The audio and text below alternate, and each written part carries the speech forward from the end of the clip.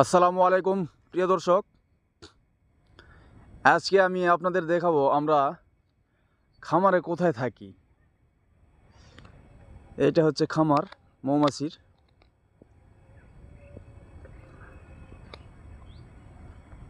এই যে এটা আমাদের ঘর, যা আমরা আমাদের এলাকায় কুড়া বা ভাওর বলে থাকি।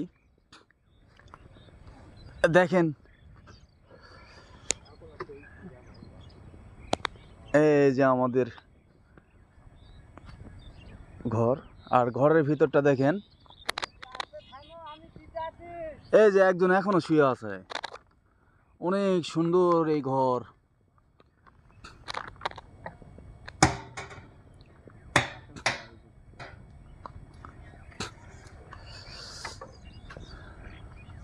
সকলকে ধন্যবাদ আমার এই ভিডিওটি দেখার জন্য।